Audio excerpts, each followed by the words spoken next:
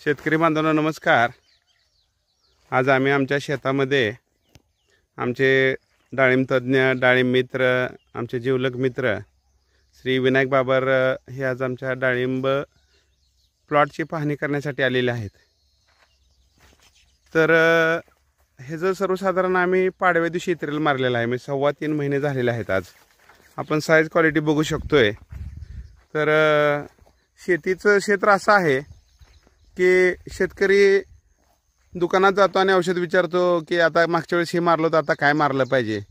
पण तसं न करता शेतकऱ्यांनी थोडं ज्यांच्याकडे नॉलेज आहे, जे रोज 5-10 प्लॉट बघतात, अशा तज्ञ माणसाकडनं सल्ला घेऊन जर आपण डाळिंब शेती केली तर निश्चित आपण फायद्यात येऊ शकतो। तर आमचे विनायक बाबर हे मित्र, आता आपण त्यांना काही प्रश्न विचारूया। विनायकजी, डाळिंबाचा प्लॉट आपण ज्यावेळेस भार पकडतो, हार्वेस्टिंग करतो, छाटणी करतो, विश्रांती काळामधली कामं करतो, ते करत असताना शेतकरी कुठं चुकला जातोय किंवा शेतकरी उत्पन्न काय कमी होतं? रेस्ट पिरियड मध्ये काम ह्याला खरं तर करावं लागते।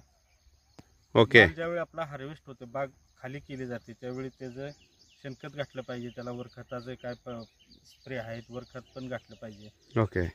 सेंद्रिय कर्ब जमिनीचा कसा वाढवता येईल हे बघितलं पाहिजे। ओके। बऱ्याच गोष्टी आहेत, पण शेतकऱ्याचं नेमकं काय होतंय, काय म्हणजे रेस्ट पिरियड मध्ये काम कमी पडते, बाकी काय। दुसरं अजून एक आम्हाला काय वाटतंय की शेतकरी एखादं घटक जो आहे तर त्याची माती पाणी न चेक करता किंवा गरज नसताना शेजाऱ्याने 1 किलो लिंबू पेंट घातली किंवा 1 किलो DAP घातलं म्हणून घातलं जातं।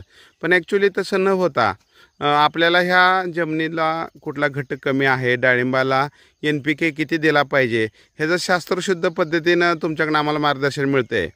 तर शेतकऱ्यांचं तिथं नेमकेपणानं चुकलं जातंय की भार कधी पकडायचा, डोस काय घालायचा, तर ह्यावरती तुमचं मार्गदर्शन आम्हाला मोलाचं ठरतंय।